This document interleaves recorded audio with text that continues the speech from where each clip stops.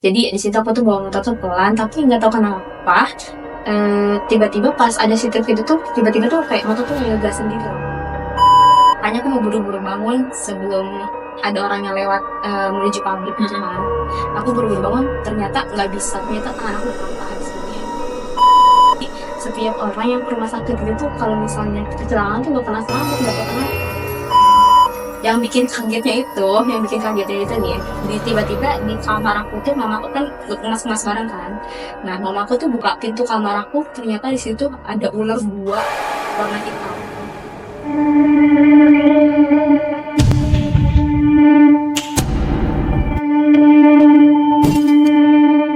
Halo Kak Alda, Halo juga kakak. gimana kabarnya? Alhamdulillah baik. Alhamdulillah. Oke Kak Alda, gimana sih cerita apa sih yang Kak Alda alami? Katanya punya cerita pernah mengalami kecelakaan dan konon kecelakaan itu disebabkan oleh makhluk gaib. Gimana awal mula ceritanya? Jadi kan dulu kan aku kan pernah kerja di pabrik kan, di daerah pabrik di suatu daerah tuh di daerah Sukabumi. Dia tuh pabrik kayak pabrik skincare gitu ya. Kalau pabrik nggak usah kita sebutin lah, sebut aja lah ya. Dia tuh pabrik skincare. Di situ aku tuh kerja sekitar 3 atau 4 tahunan di situ kerja tuh. Nah, aku tuh pernah kerja di situ tuh pulang pergi ya. Pulang kerja di situ pulang pergi, perjalanan dari rumah ke pabrik itu sekitar 1,5 jam, 1 jam 30 menit. Nah, terus kan di situ kan aku kan pernah tuh kerja kan, kita kan kerja kan di shift-shiftan ya kan, kita kerja ada 3 shift, shift 1, shift 2, dan shift 3. Nah, kebetulan pas itu aku tuh kayak banyak banget sih, kayak banyak lemburan. Jadi aku tuh nggak pulang-pulang, jadi aku tuh nginep di kosan temen, terus hari keesokannya juga nginep di kosan temen. Entah selama 3 hari aku tuh nggak pulang ke rumah. Nah, jadi aku tuh ke kosan temen aja nginep gitu. Nah terus kan karena aku lagi semangat kerja nih kan. Nah terus orang tua di rumah tuh nelpon, kalau misalnya kan kita mau pindah rumah ya kan, mau pindah rumah dan motor tuh mau dipakai. Nah jadi aku disuruh pulang sama orang tua kan, disuruh pulang. Nah aku tuh pulang dari pabrik itu kan, aku kebetulan pas itu tuh kebagian shift 2 ya, kalau saya shift 2. Aku tuh pulang sekitar jam 10 malam kalau nggak salah, karena jam kita pulangnya jam 10 malam. Mungkin start aku dari pabrik pulang itu mungkin jam setengah 11 mungkin ya. Nah jam setengah 11 aku pulang dari pabrik, nyampe rumah otomatis jam 12. Jam 12 tuh di situ nggak ada kejadian aneh apa-apa. Nah di situ aku tuh sebenarnya pas kerja di pabrik itu udah mulai malas, kayak pulang ke rumah tuh kayak malas banget. Itu dikarenakan apa Kak Alda merasa malas untuk pulang ke rumah? Nggak tahu kenapa, pokoknya kayak males banget buat pulang ke rumah tuh, kayak tahu ada kayak kejadian sesuatu gitu loh. Sejak kapan rasa malas untuk pulang itu Kak Alda rasain? Dari pas kerja di pabrik, dari pas masih kerja itu kayak orang tua nelpon suruh pulang tuh bener-bener malas banget bawaannya, karena nggak tahu karena banyak lemburan atau nggak tahu emang udah tahu bakal ada kejadian mistis itu, nggak tahu juga ya. Nah kan disitu kan pulang nyampe rumah tuh sekitar jam 12 malam kan. Nah alhamdulillah di jalan tuh nggak kenapa-napa, nggak ada kejadian mistis atau apa kalau misalnya pas di jam pulang itu ya. Nah terus kan istirahat kan di rumah, kebetulan aku kebesokan itu dapat shift 1. Di jam berapa kalau shift 1 itu? Shift 1 itu di jam 6 pagi, cuma aku berangkat dari rumah itu jam 4 subuh. Jarak antara rumah ke pabrik kira-kira berapa jam? 1 jam 30 menit. 1 jam 30 Normal, ya. menit. Dan saat itu Kak Alda berangkat di jam 6 pagi. Jam 4 dari rumah. Oh, jam 4 pagi. Untuk bisa sampai ke pabrik lebih cepat begitu. Iya, jadi nyampe pabrik itu kan sekitar 30 menit sebelum kerja kan udah nyampe pabrik kan. Udah nyampe di area parkir kan di situ kan. Nah, aku tuh berangkat dari rumah tuh jam 4. Nah, kan aku kan mulai perjalanan, nggak tahu kenapa sebelum berangkat kerja tuh aku tuh ada perasaan gak enak loh. Dan gak enak kayak aduh, pokoknya pikiran tuh nggak karuan. Sejak dari rumah. Iya.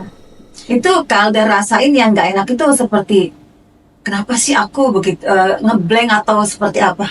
Nggak tahu kenapa kayak malas aja berangkat kerja itu, mungkin nggak tahu karena capek mungkin ya, malamnya habis pulang kerja terus paginya harus berangkat lagi. Nggak tahu, emang aku ada perasaan, emang udah apa sih, udah feeling gitu ya kalau misalnya aku bakal ngalamin kejadian yang nggak enak mungkin ya. Nggak tahu juga. Nah kan dari rumah itu kan sekitar jam 4 aku berangkat. Nah, aku tuh dari perjalanan ke rumah itu sampai gimana ya, pokoknya seperempat jalan tuh lancar-lancar aja, lancar-lancar aja, nggak ada apa-apa. Nah, ada kejadian mistis tuh, mulai ada kejadian mistis tuh di pertengahan jalan. Itu posisi Kak Alda sendirian berangkat kerjanya, gak ada Sendiri. teman. Sendiri, aku berangkat kerja, pulang berangkat sendiri, pulang pun sendiri.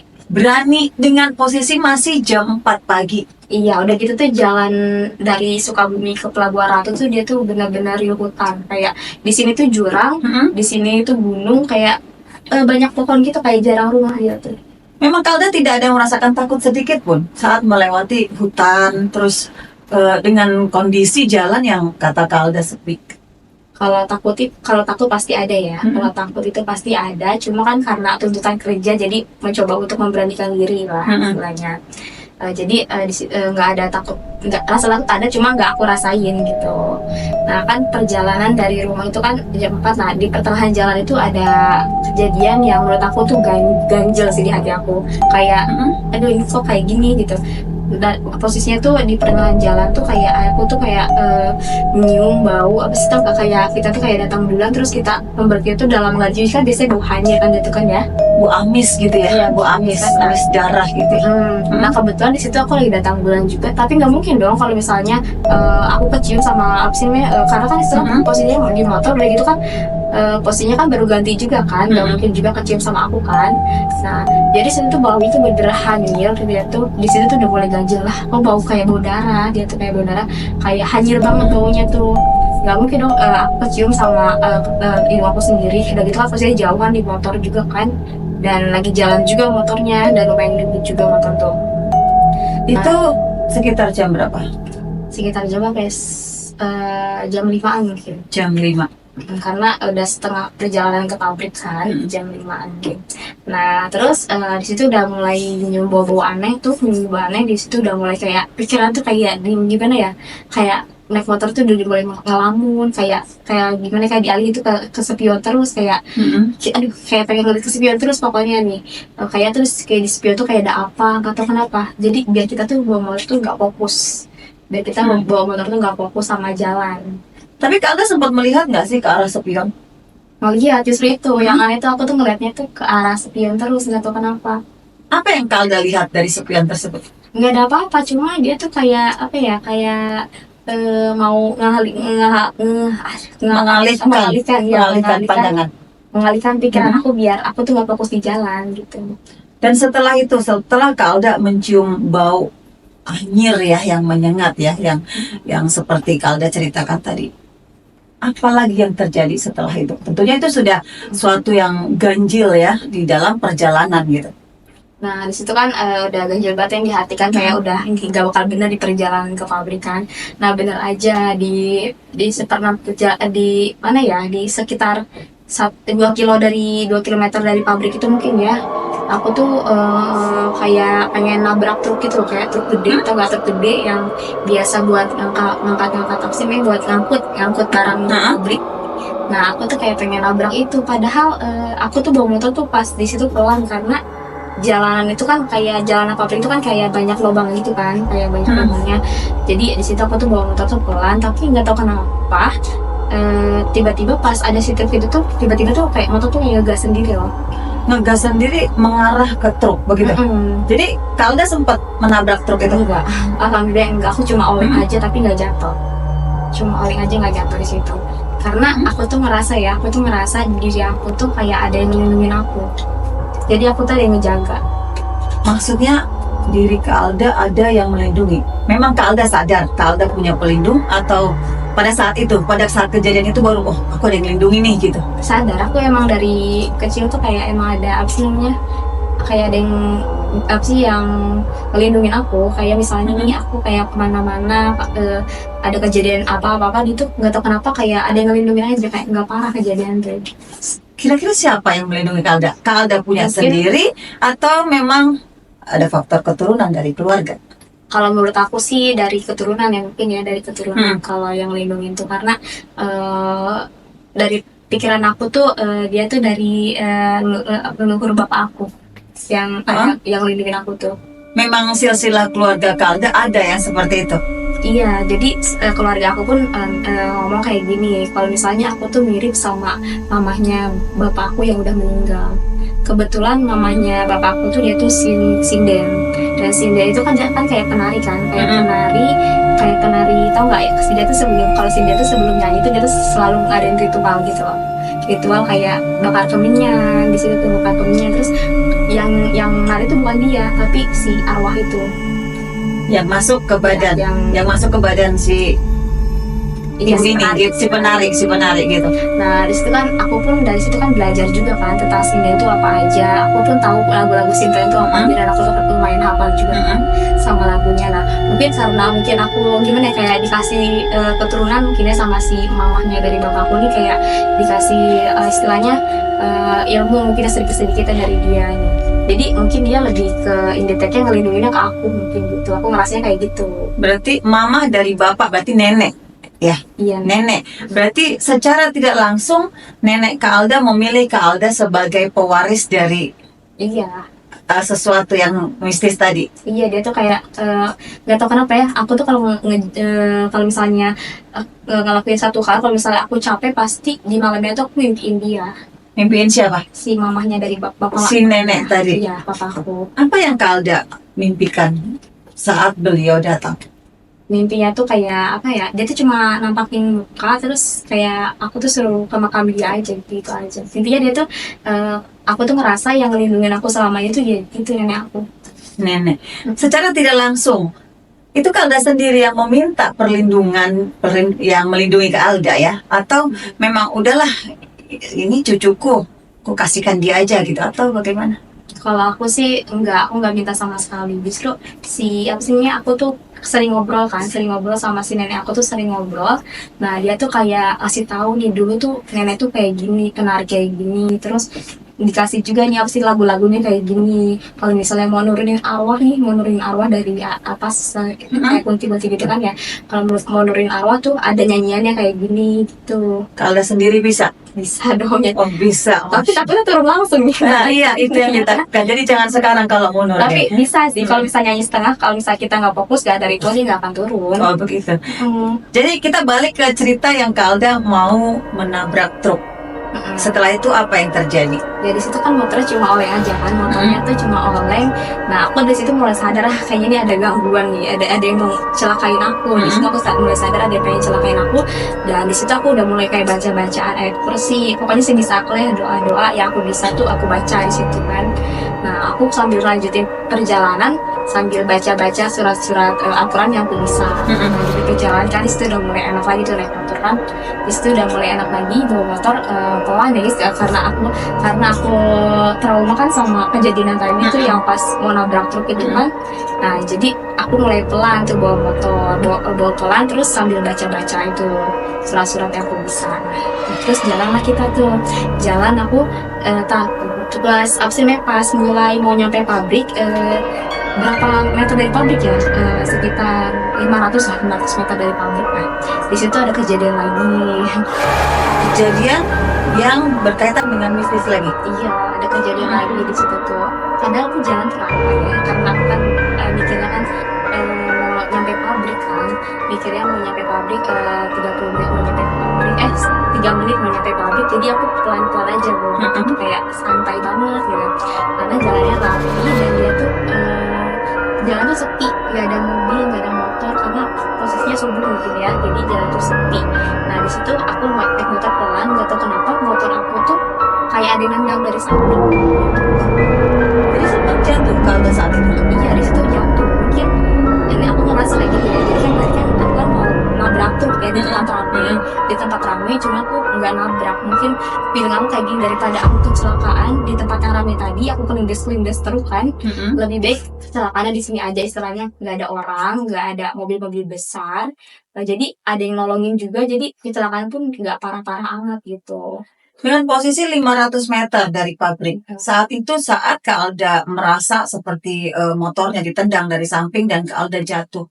Siapa yang menolong Kak Alda saat itu? Yang menolong itu ada tukang bengkel, dia tuh kayak baru buka bengkelnya tuh jam 5:30 gitu. Dia tuh ngeliat aku kayak ngegoler di apa sih di Jalan. aspal, ya di aspal. Dia tuh langsung nolongin aku kan mikirnya kan gimana ya kan kayak dia tuh jatuh motornya cuma gitu aja loh, cuma jatuh aja sih kayak Mm-mm. jatuh biasa. Nah aku mikirnya aku bisa bangun lagi kan karena jatuhnya biasa aja Mm-mm. kan udah gitu malu kan jatuh juga kan. Makanya aku mau buru-buru bangun sebelum ada orang yang lewat menuju pabrik gitu Mm-mm. kan. Aku buru-buru bangun ternyata nggak bisa, ternyata tangan aku patah di sini. Padahal posisinya cuma sekedar kayak berat gitu Iya, aja. cuma jatuh gitu aja, nggak parah-parah banget jatuhnya tuh. Rasanya aku, cuma nggak tahu kenapa tangan aku tuh patah di sini tuh sama apa ya, kena tuh ini sama dengkul tuh bener-bener darah semua. Tapi Kak Alda sadar saat itu? Nggak pingsan. Nggak bisa, aku sadar. Aku makanya aku mau bangun lagi karena aku sadar karena mikirnya tuh luka aku nggak terlalu parah.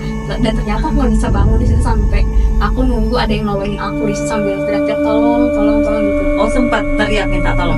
Karena jalannya sepi, bener-bener sepi, nggak ada yang lewat sama sekali di situ. Untungnya di jam 5:30 itu tukang bengkel tuh buka, dia tuh baru buka. Nah dia ngeliat aku kan di aspal kan, tidur di aspal kayak gitu. Nah dibangun sama si itu tuh si tukang bengkel itu, Mm-mm. dibawa ke pinggir jalan kan sama motornya. Dibawa ke pinggir jalan, habis itu ditanya lah kenapa kan sama tukang bengkelnya itu kan. Ya aku cuma bisa nangis aja kan karena sakit kan tangan patah, udah gitu kan banyak darah kan, udah gitu aku langsung si tukang bengkel itu kan nanya kan nomor telepon keluarga, nanya nomor telepon keluarga, dari situ aku telepon keluarga lah, dari situ mulai telepon keluarga, si tukang bengkel itu ngomong kalau misalnya anaknya kecelakaan. Nah dari situ singkat cerita orang tua aku datang kan, nah posisinya tuh pas orang tua aku datang, aku udah dibawa klinik ya, dibawa klinik sama pihak pabrik. Oh, pihak pabrik sudah datang saat itu. Iya, jadi si tukang bengkelnya itu nolongin aku ke pinggirin jalan. Setelah nolongin itu sekitar berapa ya? Sekitar 15 menitan kalau nggak salah. Ada yang lewat lah anak pabrik itu. Anak pabrik itu ada yang lewat. Dia ngeliat mungkin ya sesama anak pabrik mungkin ya. Dia tuh mampir. Kebetulan itu tuh kayak atasan aku lah istilahnya anak pabriknya itu atasan aku. Dan dia tuh nanya si atas itu kan kenapa kan? Kenapa di situ ditelepon lah apa sih namanya sapam di pabrik itu ditelepon. Habis setelah 5 menit nelpon itu mobil pabrik tuh datang buat nolong aku di situ dan di situ aku langsung dibawa ke klinik. Dan pada saat sudah di klinik, apa yang Kak Alda rasakan? Masih dengan rasa sakit yang karena Iya, tangan patah begitu? kalau sakit pasti itu nggak usah banyak karena kan tangan patah. Di situ tuh aku tuh dirujuk ke rumah sakit besar. Cuma pihak keluarga aku nunggu pihak keluarga dulu kan kalau misal kita mau dirujuk ke rumah sakit besar itu harus ada persetujuan dari keluarga besar dulu dan di situ kan keluarga aku belum datang kan. Jadi aku nggak bisa jawab apa-apa. Jadi di situ nunggu pihak keluarga datang dan ternyata pihak keluarga tuh nggak mau kalau misalnya aku dibawa ke rumah sakit itu yang besar ini. Karena gimana ya, jadi itu di rumah sakit itu ada pengalaman mistis juga. Jadi setiap orang yang ke rumah sakit itu tuh kalau misalnya kecelakaan tuh gak pernah selamat, nggak tahu kenapa. Maksudnya rumah sakit yang mana? Rumah sakit yang besar yang mau Iya, rujukan? dia adalah salah satu rumah sakit di Sukabumi. Jadi setiap nggak tahu kenapa ya, mungkin pandangan mama aku mungkin nggak tahu apalah gitu ya di rumah sakit itu kalau misalnya kita ke situ tuh kayak harus mama aku tuh mikirnya panjang banget kan gitu, kayak tangan aku harus diamputasi mikirnya tuh, udah gitu nanti takut aku nggak selamat nyampe rumah sakit itu. Jadi mama aku tuh lebih milih kayak aku tuh dibawa ke rumah aja di tukang urut gitu lah, biasanya kan kalau orang tua lah biasa di ke tukang urut situ. Jadi dengan itu Mama ngambil keputusan untuk membawa pulang Kalda ke rumah, Nggak ke rumah, ke tukang urut dulu. ke tukang urut. Apa yang dilakukan di tukang urut itu? Di tukang urut itu kan berhubungan kita kan masih pagi kan, biasanya kan kalau orang desa itu kan dia kan kalau pagi-pagi itu kan kayak berangkat ke sawah kan. Nah di situ kebetulan tukang urutnya tuh lagi berangkat ke sawah gitu, berangkat ke sawah. Jadi kita nunggu dulu sekitar berapa ya, 20 menitan mungkin di rumah si tukang urut itu. Kita nunggu sekitar 20 menitan sampai si tukang urutnya tuh datang ke rumahnya. Kita nunggu di situ ya. Di situ aku jadi pusat perhatian karena kan ada berdarah kan, ini banyak semua pada ini tangan patah. Nah di situ tukang urut tuh cerita datang kan. Nah cerita datang tukang urut itu dari itu ngijitin aku, ngijitin kayak ngurusin tulangnya nih, kayak langsung di itu sih namanya tuh kayak begini-begini tuh apa sih Diikat gitu lah ya, biar lurus begitu. ya biar lurus, biar tangan itu biar nyatu lagi, biar nyatu lagi. Nah singkat cerita kan udah selesai diurut kan. Nah selesai diurut aku kan langsung dibawa pulang, nggak dibawa pulang sih, aku tuh dibawa ke rumah nenek aku. dibawa ke rumah nenek. Karena kan Ini bukan nenek yang penari. bukan, ini Bukan. mamahnya mama. Oh, berarti nenek dari mama. Iya, kalau mamahnya mama masih ada, masih hidup alhamdulillah ya. Nah, di situ kan aku pulang ke rumah nenek aku karena posisi di rumah aku tuh dia tuh kan posisinya mau pindahan kan. Jadi kalau misalnya aku dibawa ke rumah itu ribet nanti yang ada. Jadi aku di situ dibawa ke rumah nenek aku. Nah, dibawa ke rumah nenek, mamaku pulang ke rumah, nggak nemenin aku ke rumah nenek. Karena di rumah nenek pun banyak barang. Karena mamaku pun kan posisinya mau pindahan kan. Jadi banyak barang-barang yang istilahnya yang harus dikemas, yang harus dipindahin. Nah, singkat cerita, aku dibawa ke rumah nenek aku dan mama aku ke rumah yang kontrakan itu. Nah, yang bikin kagetnya itu nih, tiba-tiba di kamar aku tuh mamaku kan ngemas-ngemas barang kan. Nah, mamaku tuh buka pintu kamar aku, ternyata di situ ada ular 2 warna hitam. Ini di ruangan yang mana? Di kamar aku. Di rumah yang mau pindahan. Di rumah yang belum yang Bukan rumah si nenek kan? bukan di kamar aku. Di kamar di rumah yang mau pindahan. 2 ekor ular. Iya, warna hitam. Karena kan kalau ular hitam itu kan terkenal mistis kan, dia kan kalau misalnya kita mimpi ular hitam pun itu pertandanya kalau misalnya apa ya? Pokoknya setiap ular hitam tuh dia tuh punya pertanda kayak gitu. Jadi setelah melihat 2 ekor ular yang ada di kamar Kak Alda, apa yang Mama lakukan? Tentunya berpikir, loh ini ular dari mana gitu kan? Nah, di sana ada ular 2, mama kaget dong. Mama tiba-tiba nelpon aku kan, Neng, untung kamu nggak ke rumah, nggak tidur di kamar, soalnya di kamar kamu ada ular 2 katanya, kayak berpasangan gitu, ular itu kayak di kasur di tengah-tengah gitu loh. Memang melihat wujud ular itu nyata begitu? Iya, nyata. Dia tuh ada 2, ularnya tuh kayak sedang lah ya, bentuknya nggak terlalu besar, nggak terlalu kecil juga. Dia tuh lumayan lah. Kan singkat cerita kan mamaku takut kan, takut. Pintunya tutup lagi dong. Pintu ditutup lagi, nelpon aku, kayak yang tadi itu yang ngomongin, nelpon untuk nggak ke rumah aku kan. Nah, terus nelpon, selesai telepon, mamaku tuh kayak panggil orang buat ambil si ular itu kan, karena takut juga kan, kalau ularnya tuh kemana-mana kan. Udah gitu kan takut berbisa juga kan ularnya. Nah, singkat cerita di situ mamaku minta bantuan sama orang luar kan, sama cowok untuk bawa karung buat si ular ini, buat masukin ular itu kan karung. Nah, terus pas pintu dibuka itu si ular tuh udah gak ada ternyata. Hilang. Dalam artian bukan ular beneran. Iya, dia tuh kayak ular mistis, istilahnya kayak kasih pertanda buruk buat aku. Jadi antara kejadian yang Kak Alda jatuh, terus ada ular di kasur, apakah ada hubungannya? Kalau menurut aku ada sih, kayak dia tuh nih, kalau kayak dia tuh ngasih tahu nih sebenarnya kecelakaan tuh ulah gue gitu, kayak ngasih tahu kayak gitu. Si ular tadi. Iya, dia tuh kayak jadi si kisah mistisnya tuh kayak ngasih tahu kalau misalnya nih aku kecelakaan tuh bukan real kejadian kecelakaan, tapi karena ini ulah gue loh gitu, kayak ngasih tahu gitu. Kenapa Kak Alda bisa memprediksi kalau kejadian yang Kak Alda alami itu ada sangkut pautnya dengan hal mistis? Iya kan, dari pertama kan kita kan cium bau darah kan, terus kedua itu kan kayak pengen nabrak truk tapi tiba-tiba gak jadi, tiba-tiba motor aku cuma oleng aja. Nah, terus kejadian ketiga ternyata aku bener-bener jatuh, motor tuh kayak direndam. Bisa gak sih ini, bisa kita disatuin, kayak aneh banget gak sih, cium bau darah terus motor nabrak truk, terus tiba-tiba jatuh di tempat yang sepi. Terus tiba-tiba pas pulang nyampe rumah ada ular di kamar kan, bener-bener gitu kan, bener-bener itu tuh kayak bener-bener buat nunjukin kalau misalnya kejadian ini tuh bukan kejadian itu biasa, kecelakaan biasa kayak dibuat sama alam lain. Jadi dari kejadian yang Kak Alda sudah memprediksi kalau itu adalah mistis, ada nggak dari keluarga misalnya, yuk kita cari orang pintar untuk nyembuhin Alda gitu atau lain? Orang pintar sih nggak tahu ya, karena kan posisinya kan aku masih sakit kan waktu itu, jadi aku nggak terlalu banyak dengar dari keluarga ya. Jadi mungkin mamaku mungkin ada ya panggil orang pintar, mungkin ada, cuma aku nggak tahu di situ karena kan posisinya kan aku masih sakit, masih istilahnya nggak mau tahu hal apa-apa gitu. Aku tuh pas udah sembuh itu aku tuh kayak berobat ke orang pintar itu, istilahnya bukan orang pintar sih, kayak ustadz gitu lah. Dia tuh udah 2 tahun, jadi benar-benar udah lama banget. Jadi kayak sejenis tuh emang udah bener-bener susah dikeluarin karena udah lama juga. Di kamar aku tuh kan aku tidur kan sendiri kan di kamar. Di kamar aku tuh selalu bau asap rokok, nggak tahu kenapa. Ya aku tuh merasa kalau mama aku kesurupan tuh dia tuh si mamaku tuh kayak nyerang aku, tapi gimana ya, nyerang tapi nggak berani buat ngelukain.